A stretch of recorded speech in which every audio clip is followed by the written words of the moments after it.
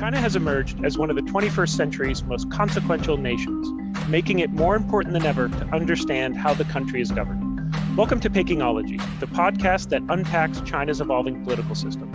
I'm Jude Blanchette, the Freeman Chair in China Studies at CSlS, and this week I'm joined by Xuezhi Guo, the Lincoln Financial Professor of Political Science at Gilford College.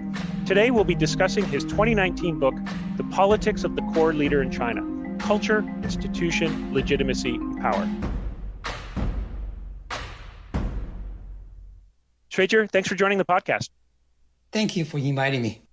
So I wanted to start out by asking if you wouldn't mind giving a short intellectual biography. How did you begin your journey on studying Chinese politics and China's political system? And as a follow-up, who or what was an important influence in shaping the questions you ask and the direction of your research? Okay, I have a very similar experiences with many the Chinese people like Xi Jinping. I went to countryside for 3 years.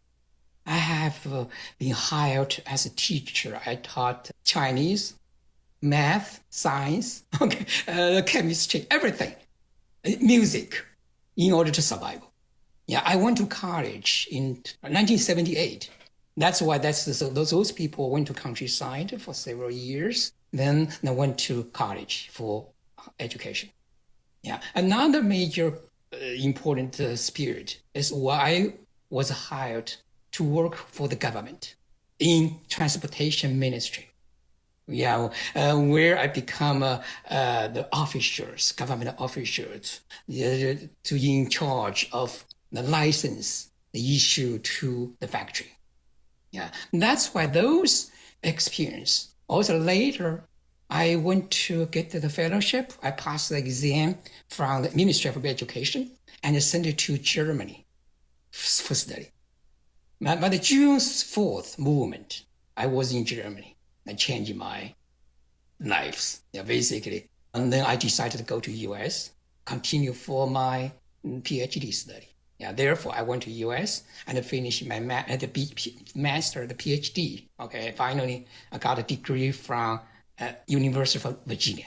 That's the start of my research. Okay, and the research in the very early stage, I'm interested in the Guanxi theory, how the Guanxi function in political affairs, how the political leaders build those Guanxi.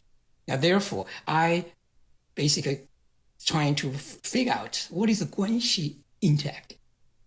I define Guanxi as 4 dimensions. Okay, instrumental, ethic, moral, and emotional. Those Guanxi, the different combination of those kind of dimensions shape the different quality of Guanxi.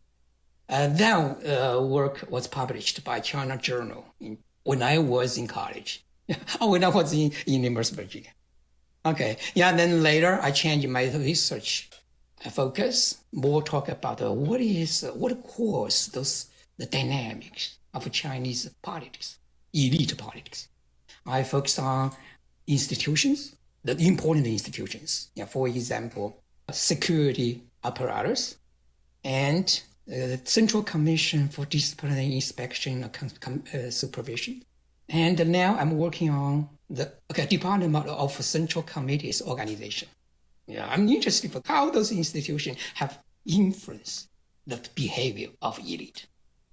Well, when you finish the project on the organization department, we will need to have you back on the podcast.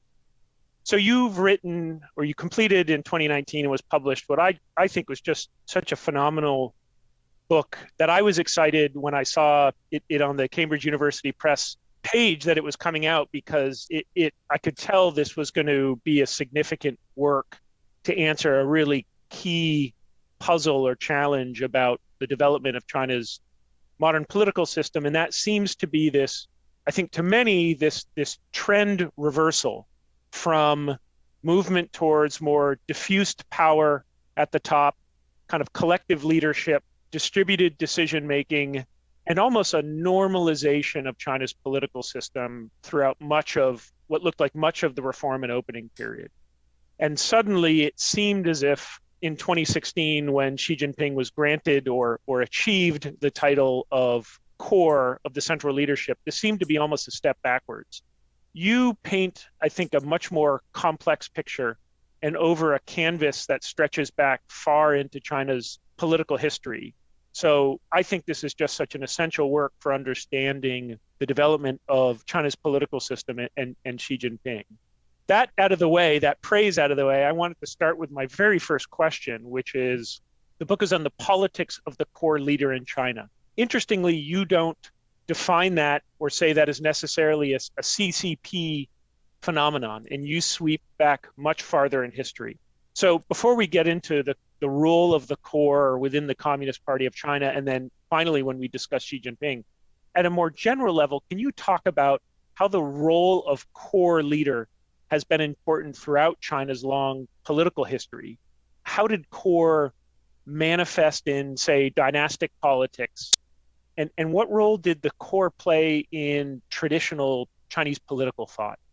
Okay, the first question, I would say the role of the core leader could promote a volunteer compliance with the core leader from both the party and the society, and the strong cohesion of the political and the military organizations, and national unity and solidarity achieved by strong and effective authoritarian rule, and deep party penetration into the party organizations and the society.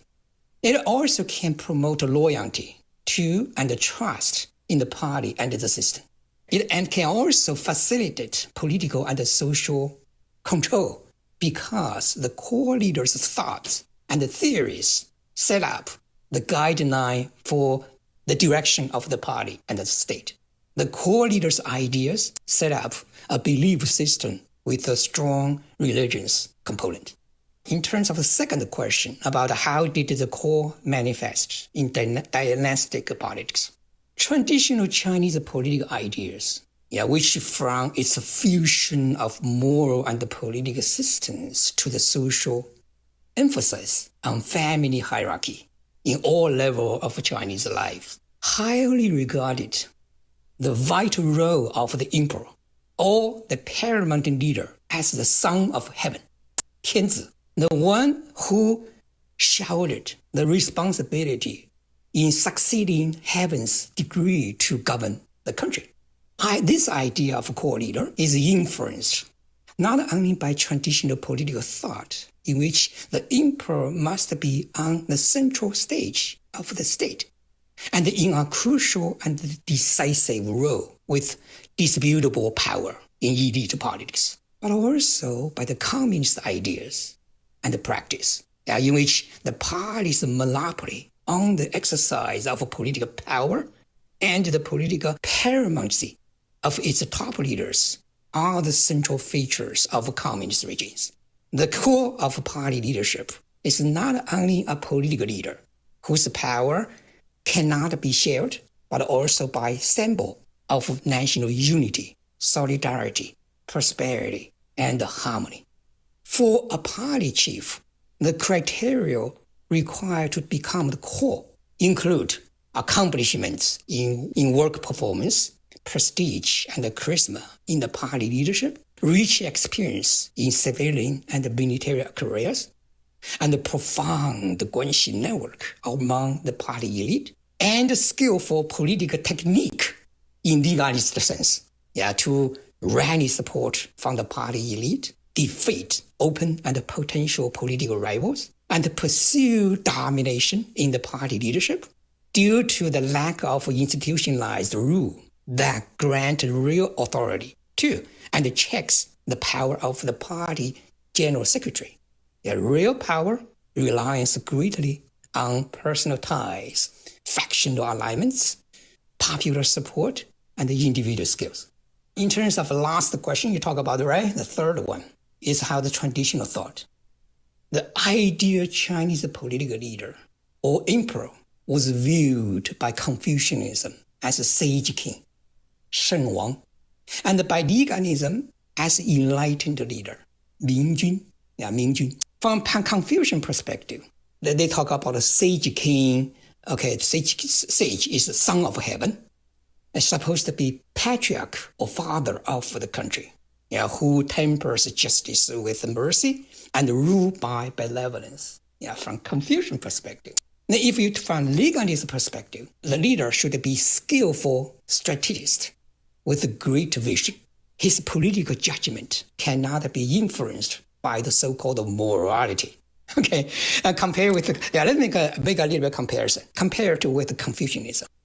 Legalism has favored a rule-centered autocratic polity and views government as a apparatus to serve the interests of the ruler. The reason is simple. Legalism trying to reduce political risk because leadership or regime changes always cause the suffering of the people. Okay, while Confucianism has set up racial structure and moral values such as filial piety, loyalty, righteousness, sincerity, rectification of names, and so forth, to ensure that the ruling elite under the core of leadership follow the way. Legalism has asserted that the regime's central pursuit is to pursue, maintain, and enhance the ruler's absolute power and authority. And an ideal enlightened ruler must be a skillful manipulator and a successful politician who could use personal authority or technique and laws effectively to control the bureaucracy and statecraft.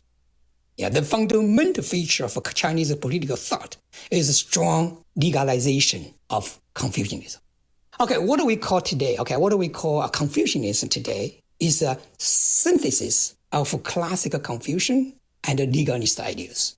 And it has evolved significantly since Confucian scholar Dong Zhongshu transferred Confucius thought from an ethic thesis into the basis of a state ideology in the Han Dynasty. The legalization of Confucianism, along with some values of Taoism and its association with the powerful unified empires, led to Confucianism's ability to establish himself as an official state ideology. That was a really helpful context for thinking about the role of the core within the CCP. I wanted to ask you, it sounds as if in some ways you're arguing there was a long-held, deeply ingrained predisposition for an idea of a core leader, that if we ran a counterfactual and the party doesn't sort of win supreme power in 1949 and was ruled by a different governance system, let's say a KMT authoritarian governance system, that we would still see a tendency towards a deeply centralized political figure very visibly ruling the country. Does that seem right? I'm thinking about in contradistinction to American political culture, where in many ways the key insight of our relatively new political thought is deep ambivalence about centralized rule, such that even a president, the executive power is deeply constrained by other institutions and laws. Does that make sense to say that even if it wasn't being ruled by the Communist Party, this idea of core leader would still play an important role? If we understand CCP history, right, all 6 party chiefs before Mao were imposed by the Comintern, Communist International, or by Stalin. They never formally established their authority as the party chief. They were weak, lacked political basis, lacked factional support from the party and the Red Army, lacked political and military experiences, and were unable to establish their thoughts or theories to become the guideline of the party. That's why Deng Xiaoping said, the party has never established a capable central leadership before the Zunyi Conference in 1935, when Mao rise into power, as elected into the Political Bureau Standing Committee. And the leadership headed by so many people like Chen Duxiu, Xu Qiubai, Xiang Zhongfa, Li Lisan, right? All those people, and Bo Gu, Zhang Wentian, was never stable. neither stable nor mature. That's Deng Xiaoping's own words. No doubt, nobody denied that Mao was a capable core leader who rescued the Red Army in the Long March, created the most successful base areas in Jiangxi and later in Yan'an, and created Mao Zedong thoughts, which became the guideline of CCP policy, and founded the PRC, the People's Republic of China, and won the title as indisputable paramount leader in most part of Mao's tenure. The point is, the Mao's position is to become a core leader. It's have so many aspects, which put Mao in that position. In both Jiang Zemin and Hu Jintao, right? We know that, okay, the corruption and the inability to push economic reform became the major concern of the party elite. From the perspective of the CCP elite, okay, and last perspective of the US, okay, the so-called last decade under Hu Jintao's leadership, which was unable to provide significant progress in political, economical, and legal reform, and thus missed the opportunity to put the country on the more sustainable path, further aggravated the sense of a crisis among the party elite. The collective leadership turned into the gang organization in which the high-ranking leaders exchanged interests and shared each other for political advancement and economic profit. The core leader becomes the solution for the rampant official corruption nationwide and for pushing the difficult economic reform. That's why when Xi Jinping came to power, there was strong sentiment in the party looking for change. It's not Xi Jinping have so much, that's a personal abilities is one thing. Also, you have a strong sentiment within the party is another. Yeah, I wanted to just, if I could linger on this for a moment. One of the arguments in the book is, building on the point you just made, that there is almost pendulum swing between periods of what we would call collective leadership, but maybe would be more accurately described from many within the party as weak central leadership, right? Or the absence of a core. And then on the other side, the pendulum moves towards a strongman leader. Oftentimes that strongman will overplay his hand, make a critical, big mistake, overly centralize power and alienate other elite, which therefore provokes a challenge to the leadership, and the pendulum swings back towards collective or weak leadership. I wonder if you could discuss a little bit about, more about that mechanism that provokes a shift from one side of the pendulum to the other, and if there are any, examples to help explore this. One you discussed in the book was even Mao, who of course unquestionably had the status of core. His power wasn't constant, right? After big gambles and mistakes like the Great Leap Forward, his core status was under threat, or at least was challenged. So could you talk a bit about how the pendulum swings from one side to the other? Due to the weak institutionalization of the Chinese political system and the system's emphasis of the political and the social stability, the system in both traditional and contemporary China favors a capable and talented leader who relies on the legalist statecraft or realpolitik to establish and consolidate his power base and extend his control over the machinery of the government, so that he is able to effectively discipline and control the ruling elite and push his political, economic, and social programs. The mechanism also comes from the expectation of the party elite on the role that the core leader should play. A strongman or core leader is often viewed as savior when the party is in crisis.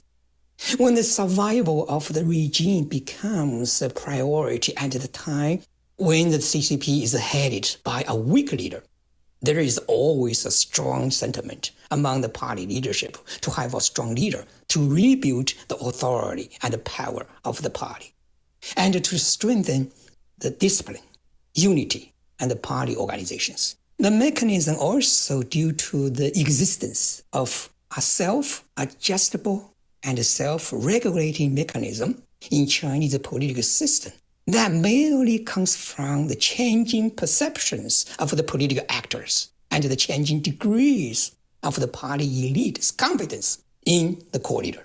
It's a dynamic of the elite politics that motivates the ruling elite to take a political action.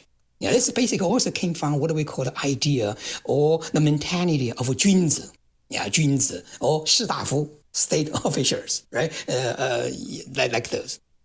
The general approach in the party leadership when the party deals with the weak party chief is to establish a so-called collective leadership with a set of norms and promote the limited institutionalization to govern relations and conflicts among the party elite.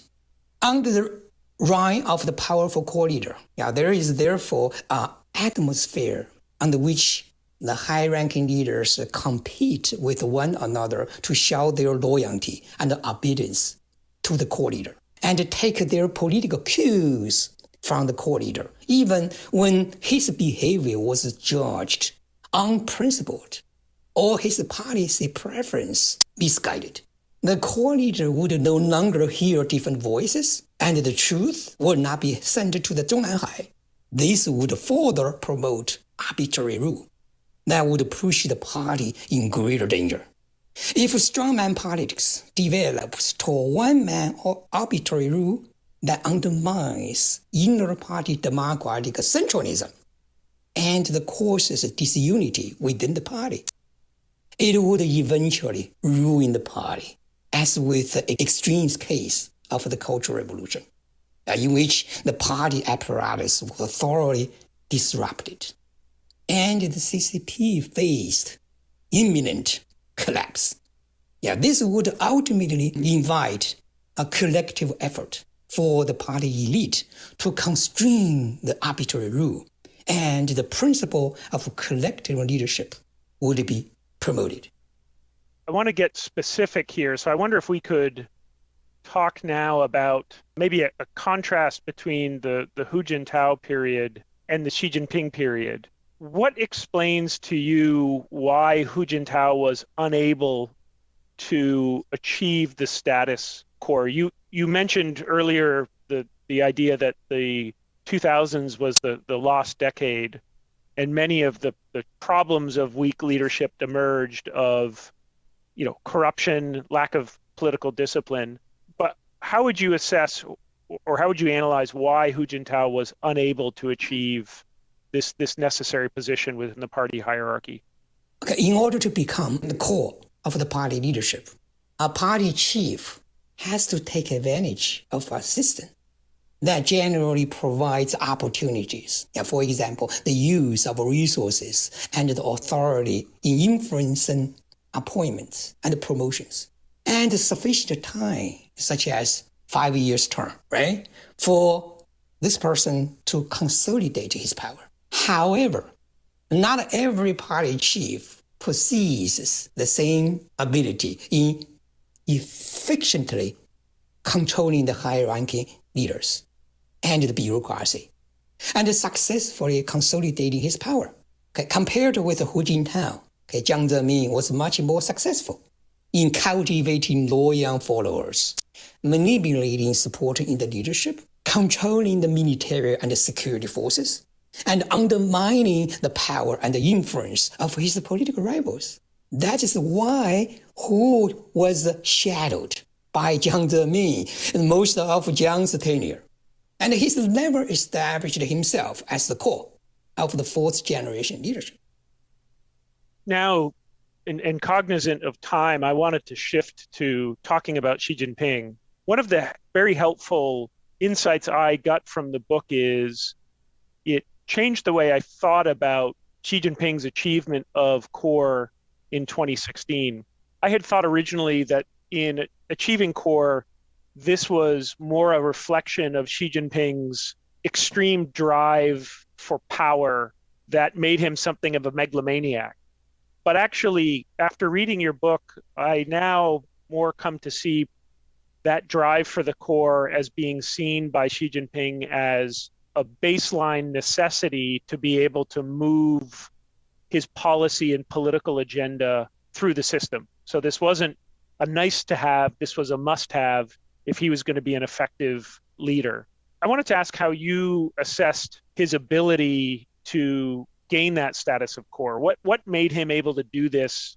You just mentioned Hu Jintao's lack of success or inability to do this. Looking back now at Xi Jinping's first few years in office, how do you think he was able to achieve this status of core without it being granted, as it was with Jiang Zemin, by Deng Xiaoping? He took this of his own accord and skill. How was that able to happen?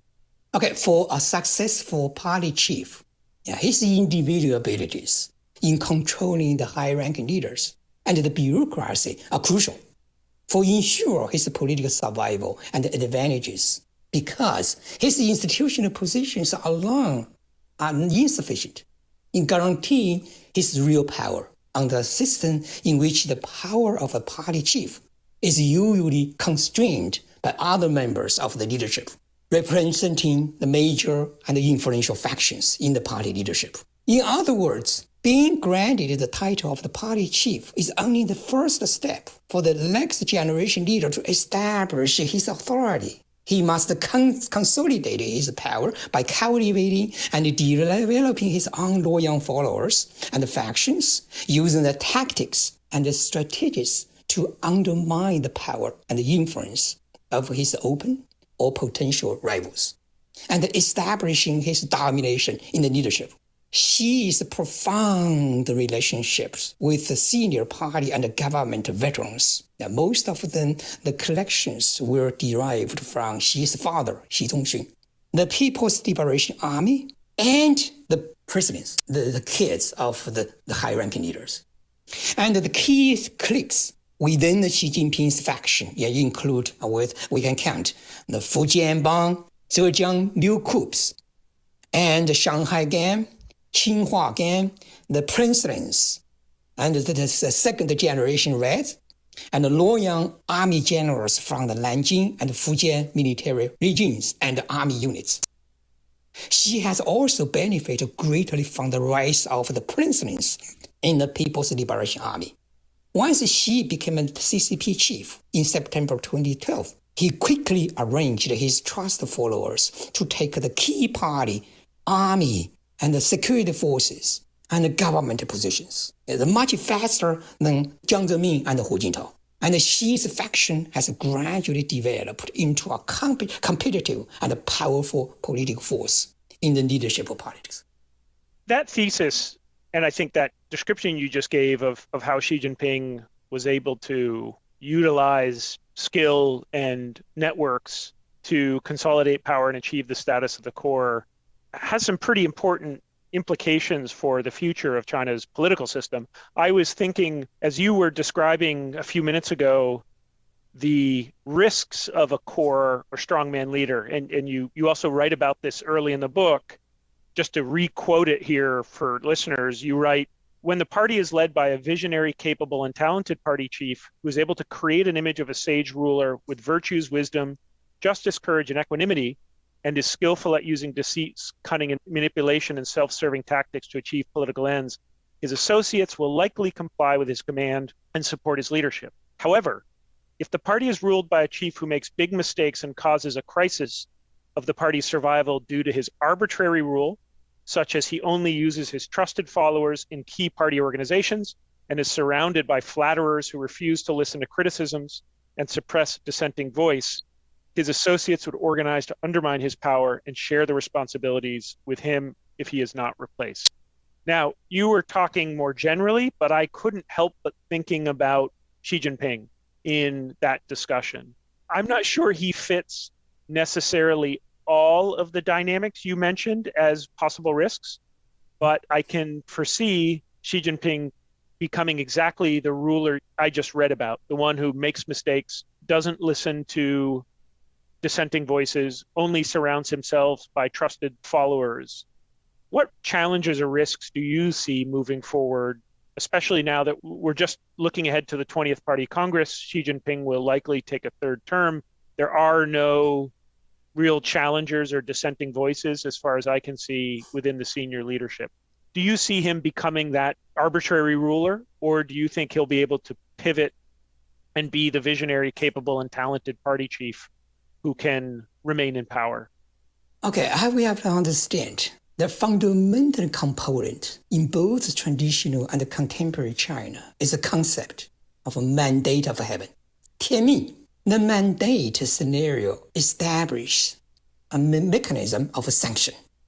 A leader would be rewarded if he achieved overwhelming volunteer support from both the elite and the populace, and would lose the mandate if he fails to gain such support.